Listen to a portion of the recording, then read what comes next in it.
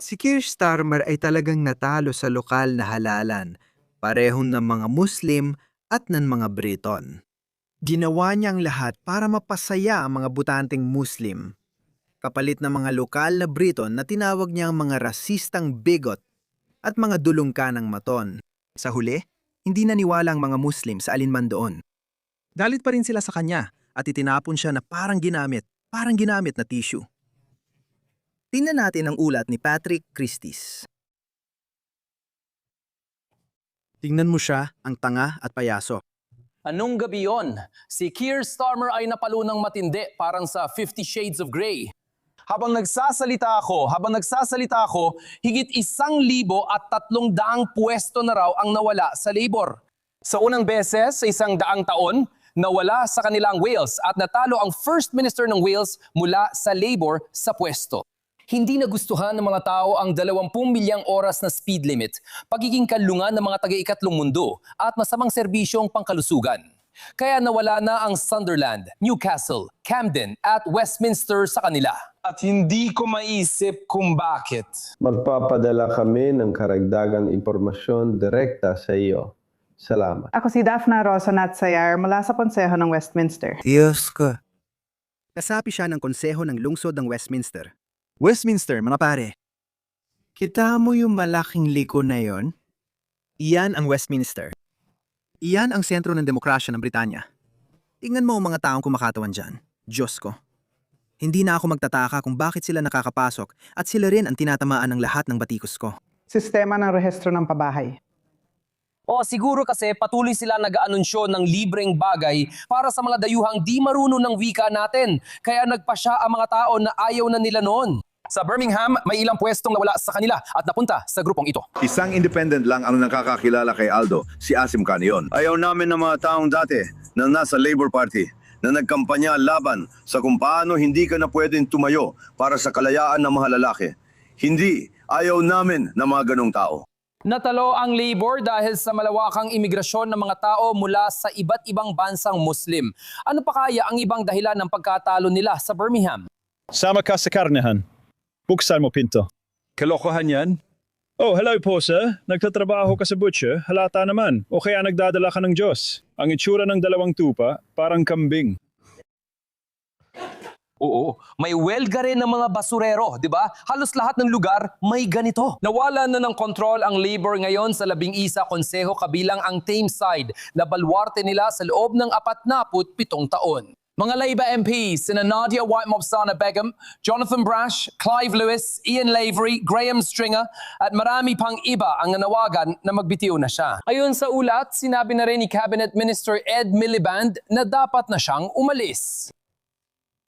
Nanawagan na rin si Barry Gardner na magbitiw na siya.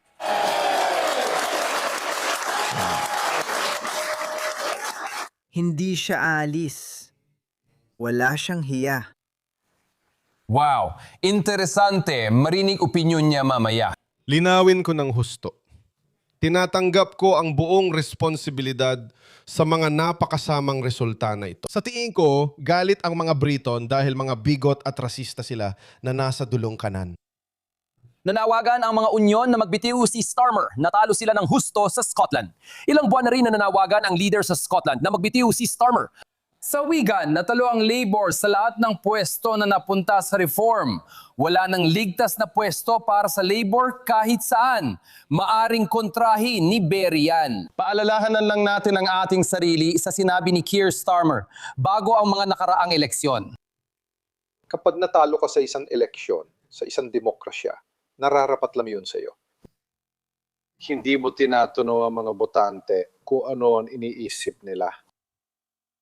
Tinitingnan mo ang sarili mo at tinatanong, ano ba ang ginagawa natin? Wow! Sa tingin ko, iniisip niya ngayon na gagawin niya ang marangal na bagay. Alam mo, basta na lang siyang mawawala sa pampublikong buhay. Hindi. Hindi ko iiwanan ang mga hamon na yon at ilulubog ang bansa sa kaguluhan. Ayaw niyang ilubog ang bansa sa kaguluhan. Ano sa tingin niya ito? Ewan ko. Sabi ni Keir Starmer na mananatili siya at lalaban. Parang si Comical Ali, parang sinasabi niyang walang Amerikano sa Baghdad kahit may mga tangke na sa likod niya at bumabagsak ang mga bomba. Patuloy pa ring bahagyang dumidepensa si David Lammy. Nang tanungin tungkol sa magiging kapalaran ng punong ministro, sabi niya, hindi mo pinapalitan ng piloto habang nasa ere ang eroplano. Sa malas kay David Lammy, muli siyang napahiya dahil totoong nagpapalit ng piloto habang nasa ere sa mahahabang biyahe. Sa katunayan, ito ay isang legal na kinakailangan. Kaya yan. At ganito na ang nangyayari sa loob ng mga dekada. Akalang mga mayabang na abogadong tagapagtanggol ng karapatang pantao mula hilagang London tulad ni Starmer at Lord Hermer na alam nila kung paano patakbuhin ang bansa. Si Hermer sa totoo lang, kamukhang-kamuha ni Norris wala sa Coronation Street. May nakapansin na ba noon dati? Pero 22 buwan na nila itong ginagawa. Tingnan mo yan, nakakagulat. Tingnan mo yan, parehong-pareho, di ba? Sige, nagkaroon sila ng 22 buwan para dyan. Pinabagsak nila ang bansa. At ngayon, napahiya sila. Hindi sila kasing talino ng iniisip nila, di ba? Pero paalam na, Keir, panahon na para pumunta na sa Davos. Sa tingin ko, hindi siya magre-resign. Maaring mapilit siya mag-resign. Pero ayaw niya. Malaking kahihiyan siya. Isa siyang walang hiya at hangal. Tingnan natin ito. Ang Labour Party ni Keir Starmer ay dumaranas ng malaking dagok sa pambansang halalan habang ipinapakita ng mga unang resulta na nananalo ang Reform Party sa mga mahahalagang laban sa buong Inglaterra. Ang Reform Party na pinamumunuan ng kaalyado ni Pangulong Trump na si Nigel Farage ay nakakuha ng mahigit 350 mga pwesto sa konseho. Nagbubunsod ng tanong sa kinabukasan ni Starmer ang resulta pero giit niya hindi siya aalis. Linawin ko, mahirap talaga ang mga resulta nito. Hindi ko ito papagandahin. Nagpahayag ang botante ng mensahe tungkol sa bilis ng pagbabago at pagbuti ng kanilang buhay. Sila ang inihalal. Ang bilis ng pagbabago. Napansin mo ba ang pagkakapahayag? Hindi masaya ang mga tao sa bilis ng pagbabago. Dahil siya ay nagbabago. Tama. Pero alam mo, umuunlad tayo pero hindi sapat kabilis. Iyon ang hindi naiintindihan ng iba. Ang mga hamon na yon at hindi ako tatalikod sa mga hamon na yon. Binibilang pa ang boto, ngunit nagpapakita na ang mga resulta ng bumabagsak na approval ratings ni Starmer sa UK. Ang Labour Party ni Sir Keir Starmer ay napapahiya. Lubos na kahihiyan bilang tao. Sa tingin ko, may aral para sa bawat woke na kaliwang politiko sa mundo. Lalo na kay Anthony Albanese natin sa Australia. Si Anthony Albanese ay sumusunod sa kanyang mga yapak. Inaatake niya ang mga Australianong nagsasalita laban sa islamisasyon ng kanilang bansa, ang pagbabago ng kanilang bansa. At imbes na gumawa ng aksyon tungkol dito, ang ginagawa niya ay pinagsasabihan at ginigaslight niya ang mga tao sa Australia. At tingnan mo, sa huli, hindi ka nila susuportahan. Wala silang pakialam. Tumanggi akong ituring ang mga taong ito bilang mga tagapagtanggol ng karapatang pantao o multikulturalismo o kung ano paman. Wala talagang pinaniniwalaan ng mga taong ito. Ang tanging iniisip lang nila ay ang susunod na pangkalahatang eleksyon at naniniwala silang mas maraming dayuhan ang kanilang papasukin, mas marami ang boboto para sa Labour. Pero kahit totoo man yan sa isa o dalawang eleksyon, hindi naman yan mananatili ng habang panahon. Tulad ng nakita mo, Birmingham. Lumipat talaga ang Birmingham sa reform. Alam mo, mga 35 o 40% ng Birmingham ay Muslim. At sa tingin ko, 60% ay etnikong puti pa rin. At lahat sila ay bumoto sa reform. Sinasabi nila, alam mo, ayaw na namin ng karagdagang islamisasyon ng aming bansa. Marami sa kanila ay dating Labour voters pero hindi na ngayon. Pati ang sarili niyang partido, nananawagan na magbitiw siya. Isang napakalaking bilang na 37 na Labour MPs ang hayagang nananawagan ngayon kay Keir Starmer na magbitiw. 10 sa kanila ay sa nakalipas na 24 na oras lang. Narito ang listahan ng mga taong iyon. Grabe, lahat pala sila. Tingnan natin kung ilan ang Muslim sa kanila. Imran Hussein, Bradford. Kasi matindi ang pagkatalo nila.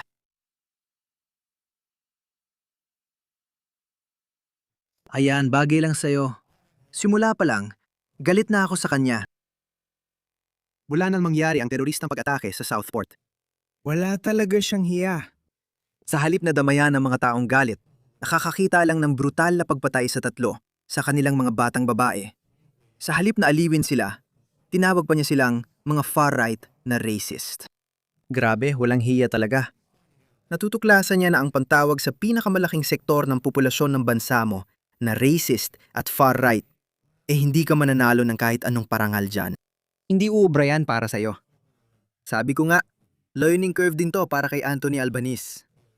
Hindi ko rin alam kung matututo sila. Sino ba nakakaalam? Tingnan mo. Malinaw na may pag-aalsa tayong kinakaharap. Tingnan natin kung ligtas si Keir Starmer rito.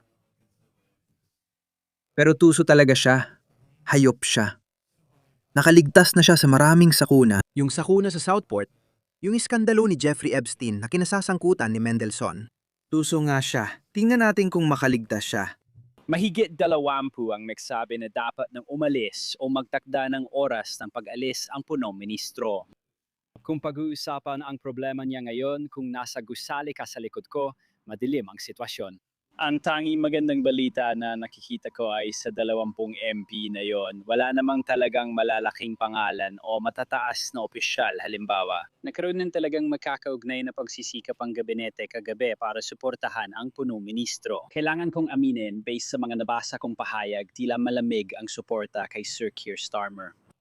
At hindi pa tapos ang panganib sa kanya. Babantayan natin ang bilang ng Labour MP na yung weekend, lalo na kung may madadagdag sa bilang ngayon mula sa mga karibal niya sa pamumuno tulad ni Angela Rayner. Tulad ni Andrew Burnham o kung sasama si Streeting sa listahan niyon, may mahalagang sandali para sa punong ministro sa susunod na linggo. Sa Lunes, magbibigay siya ng talumpati. Sa Miyerkules, magbibigay ng talumpati ang hari para ilahad ng gobyerno ang mga planong batas para sa taon. At kaya't isa itong pagkakataon, isa pang pagkakataon para sa gobyerno na subukang mag-reset, para sa punong ministro na subukang ilahad ang bagong direksyon na nais niyang tahakin ng bansa. Ang problema niya ay nalampas pa sa bilang na humigit kumulang 20 MP. Marami pa sa Labour Party.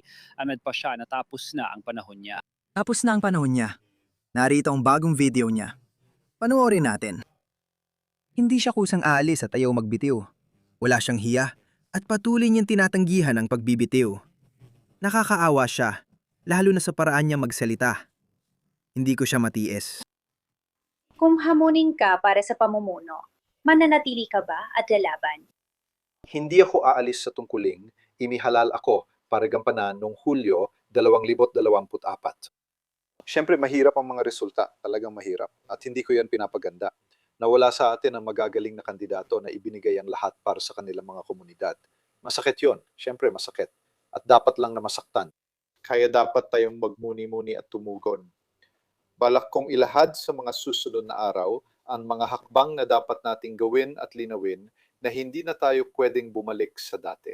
At kaya ilalahad ko yon dahil sa tingin ko, tama lang na inilatag natin ang mga hamon na hinarap natin bilang isang bansa. Hindi pa sapat ang nagawa natin para kumbinsihin ang mga tao na gaganda ang kanilang buhay.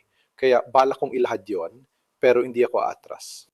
Hindi ko ilulugmok ang bansa sa kaguluhan. Balak kong tuparin ang mandato na nakuha ko noong Hulyo 2024. Walang hiya. Hindi niya madaling bibitawan ang kapangyarihan. Ano sa tingin mo? Sa tingin mo ba magbibitiw siya? Hindi ko alam. Tingnan mo, gaya ng sinabi ko, isa siyang tusong anak ng puta. Nakaraos na siya sa mga sakuna, pero lalo lang lumalala ang sitwasyon niya. Sa tingin ko, hindi niya matatapos ang 5 taong termino. Pero di ako sigurado. Ano sa tingin mo? Ipaalam mo sa akin sa mga komento sa ibaba.